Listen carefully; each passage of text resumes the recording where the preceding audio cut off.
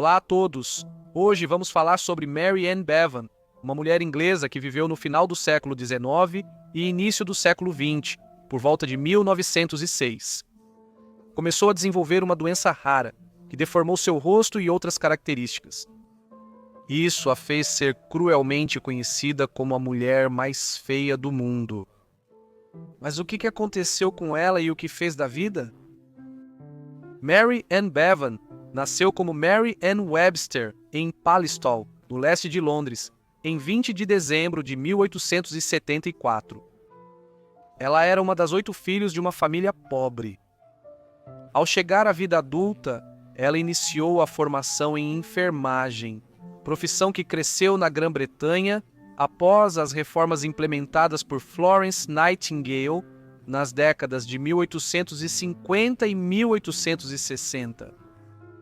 Mary concluiu sua formação no fim dos anos 1890 e por volta de 1900 já atuava como enfermeira em Londres. Fotos dela dessa época mostram que ela era uma morena atraente.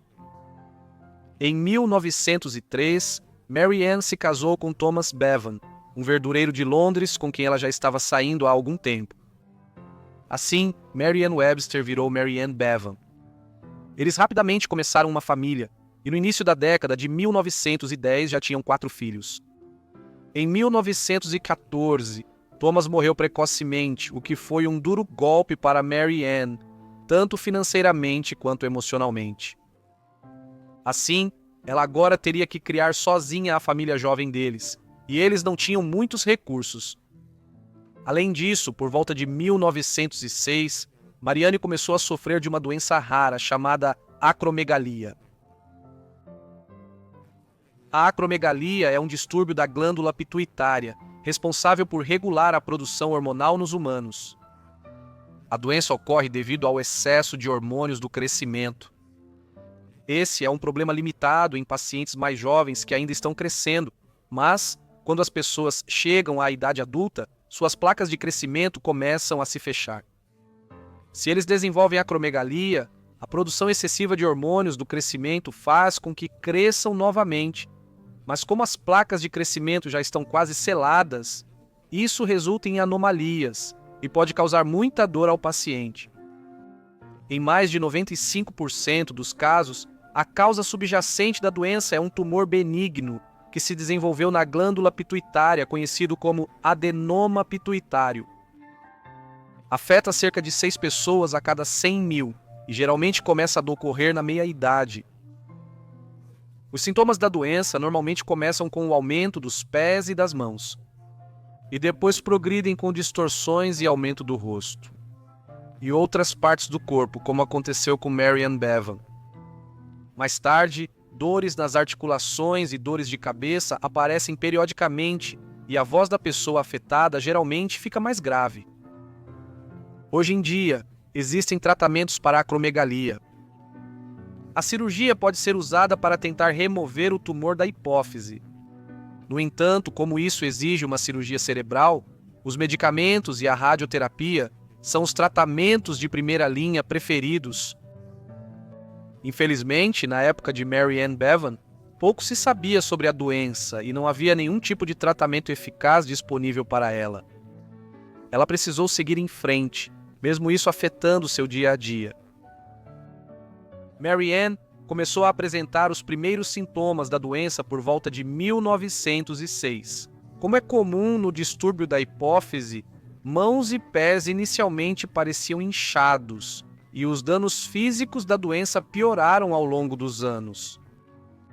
Ela parece ter deixado o emprego de enfermeira em algum momento no final dos anos 1890 e início dos anos 1910, à medida que seus traços faciais e outras partes do corpo ficaram mais desproporcionais. Thomas Bevan, que era muito dedicado à esposa, parece não ter se importado e ficou feliz por ela ficar em casa, se era o que ela preferia ao lidar com o início da condição. Mas quando Thomas morreu em 1914, Mary Ann ficou em uma situação desesperadora, tendo que sustentar seus 4 filhos pequenos, sendo que o mais novo ainda era um bebê. Nessa época, o rosto de Mary Ann ficava mais abatido e masculino, com dobras de pele caindo sob os olhos. Assim, nas condições da época, sua aparência a tornava cada vez menos empregável com o tempo. Marianne precisou alternar empregos após a morte do marido, mas continuava lutando para pagar as contas. Finalmente, no final da década de 1910, ela decidiu tentar capitalizar financeiramente a maneira como a doença havia devastado seu corpo. Nessa época, ela se inscreveu em um concurso para encontrar a mulher mais feia do mundo, que havia sido anunciado em um jornal por Clodoaldo Bartram, o agente europeu do circo americano Barnum Bailey. Marianne enviou uma foto que chamou a atenção de Bartram. Ele entrou em contato com Bevan e ofereceu a ela um emprego no circo Barnum Bailey, nos Estados Unidos.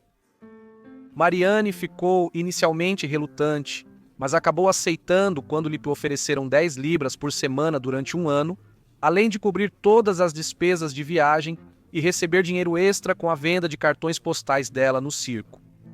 Com esse dinheiro, ela agora poderia garantir a educação dos filhos. O circo Barnum e Bailey foi só um dos vários espetáculos promovidos nos Estados Unidos da América e em outros países no século XX, que hoje seriam vistos como insensíveis e politicamente incorretos. Esses espetáculos exibiam pessoas que eram considerados atrações, geralmente devido a alguma anomalia ou por serem vítimas de algum distúrbio genético ou doença, como no caso de Mary Ann Bevan. Por exemplo, esses espetáculos podiam apresentar gigantes e anões que sofriam, respectivamente, de gigantismo ou nanismo, ou podiam incluir gêmeos siameses e albinos, ou indivíduos que nasceram sem um membro ou eram muito grandes em circunferência. Foi em espetáculos como esse que Mary Ann Bevan se apresentaria pelos próximos anos na América. No início, o trabalho dela envolvia uma turnê por Hampshire, na Inglaterra, mas logo ela foi contatada pelo chefe do circo nos Estados Unidos para ir para a América. Assim, ela partiu de Southampton para a América em 1920. Lá, ela descobriu que agora estava trabalhando para o Circo dos Irmãos Ringling. O Circo dos Irmãos Ringling foi fundado pela primeira vez em Wisconsin, em 1884, pelos 5 irmãos Ringling, filhos de imigrantes alemães na América. Em 1919, pouco antes da chegada de Bevan à América, ele se fundiu com o circo Barnum e Bailey. A operação combinada passou a ser anunciada como o maior espetáculo da Terra. Assim, quando ela foi destaque no show deles, Bevan fazia parte de um circo mundialmente famoso. No começo do século XX, ela rapidamente ganhou certa notoriedade nos espetáculos paralelos dos Estados Unidos, sendo destaque em vários jornais que a descreveram como a mulher mais feia do mundo. Em poucos meses, Bevan se tornou uma das estrelas do espetáculo e logo apareceu nas páginas da revista Time. Isso foi agravado pela decisão de vesti-la durante o espetáculo com roupas masculinas ou trajes pouco atraentes, de forma a fazê-la parecer mais masculina e enfatizar os danos que a doença causou nela. Com essa notoriedade, o circo dos irmãos Ringling ganhou mais dinheiro, e Bevan recebeu uma parte substancial disso. Em 1923, dizem que ela já havia ganhado cerca de 20 mil libras durante seu tempo nos Estados Unidos, um valor que hoje equivaleria a bem mais de $500 mil de libras. Mas só podemos imaginar qual foi o impacto emocional e psicológico de ser exibida como uma curiosidade humana no circo, noite após noite durante esses anos. Mary Ann voltou para a Europa em 1925 para participar de um show em Paris, mas, no fim das contas, ela decidiu mudar seus filhos para a cidade de Nova York. Com o dinheiro que ganhou, ela pôde colocar os 4 filhos em um internato e lhes dar uma vida confortável. Ela seguiu trabalhando periodicamente no Dreamland Show, em Brooklyn. Em 1927, Bevan tornou-se paciente de Harvey Cushing, renomado neurocirurgião e patologista americano, pioneiro em cirurgias cerebrais no início do século XX. Cushing não conseguiu oferecer muito em termos de tratamento para Bevan, mas escreveu uma carta contundente para a revista Time em resposta ao artigo que ela havia publicado recentemente sobre Bevan. Aqui, ele afirmou que essa mulher infeliz que fica no show paralelo do circo Ringling Brothers, entre a mulher gorda e o Maravilha sem braços, usando chapéus de renda branca, luvas de lã e sapatos de renda altos, tem uma história que está longe de ser motivo de riso. Ela era anteriormente uma jovem vigorosa e bonita, mas se tornou vítima de uma doença conhecida como acromegalia. Sendo médico, não gosto de pensar que o tempo pode ser leviano diante das tragédias das doenças. Mary Ann Bevan faleceu em 1933. Se tratada hoje, a acromegalia não impacta severamente a expectativa de vida de uma pessoa, mas no início do século XX, os portadores geralmente tinham sua expectativa de vida reduzida em 10 a 15 anos. Esse foi o caso de Mary Ann Bevan, que faleceu em 26 de dezembro de 1933, poucos dias após seu 59º aniversário. Felizmente, seus filhos atenderam seu último desejo e a levaram de volta à Inglaterra para o sepultamento. Ela foi enterrada nos cemitérios de Brockley e Latewell, em Lewisham, no sudeste de Londres. Vale ressaltar que sua morte pode ter sido acelerada por um sério problema com o álcool nos últimos anos, algo que sem dúvida foi agravado pela doença e pela forma como ela foi ridicularizada quase diariamente durante anos. A história de Mary Ann Bevan tem sido periodicamente recontada nos mais de 80 anos desde sua morte.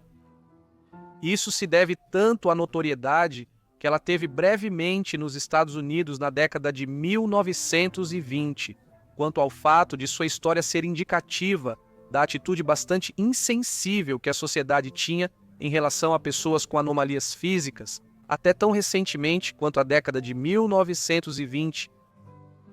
Às vezes, Bevan reaparece na cultura popular de maneiras mais desagradáveis. No início dos anos 2000, a grande fabricante de cartões e empresa de papelaria Hallmark começou a vender um cartão de aniversário zombando da mulher mais feia do mundo. O cartão mostrava uma foto de Mary Ann Bevan e citava um programa de encontros às cegas, onde participantes escolhiam entre 3 concorrentes sem vê-los. A ideia era que o participante escolhesse a porta número 3, atrás da qual Mary Ann Bevan estava esperando. O cartão de aniversário foi visto à venda em Londres em 2006 pelo Dr. Wouter de Herder, um endocrinologista consultor holandês do Centro Médico Erasmus, em Roterdã, na Holanda. De Herder visitava o Reino Unido a trabalho e havia escrito recentemente um artigo sobre a vida de Bevan e sua luta contra a acromegalia. Ele ficou horrorizado com o cartão e reclamou a Hallmark dizendo: "Não acho certo, em 2006, usar a imagem dela para criar um cartão de aniversário de mau gosto. Eu sinto que esse cartão é insultante para todos os pacientes que sofrem da mesma condição." A Hallmark aceitou a contragosto que foi errado da parte deles fazer de uma mulher doente o alvo de uma piada, mas eles apenas pararam a produção futura e se recusaram a retirar de circulação os cartões que já haviam sido produzidos. Como Roberto Knudsen, o diretor executivo da Associação da Rede Pituitária, um grupo que foca em apoiar pessoas com doenças relacionadas à hipófise, como a acromegalia, comentou posteriormente, lucrar com a miséria e o infortúnio dos outros é vergonhoso. Isso é ganância corporativa levada ao seu nível mais baixo. Mary Ann Bevan, apesar das dificuldades, soube aproveitar ao máximo sua situação, mesmo às próprias custas. Ela ganhou dinheiro e deu aos filhos um futuro mais promissor e mais oportunidades do que teve na juventude. Obrigado a todos por assistirem a este vídeo sobre Mary Ann Bevan. Espero que tenham achado interessante e divertido. Se tiverem sugestões, deixem nos comentários abaixo ou podem me enviar pelo Instagram, que está na descrição. Espero que vocês tenham as notificações ativadas para receberem todos os meus vídeos assim que eu os postar. E se gostaram, não esqueçam de curtir e se inscrever, caso sejam novos por aqui. Enfim, É isso por hoje, então vejo todos vocês no próximo Forgotten Lives. Obrigado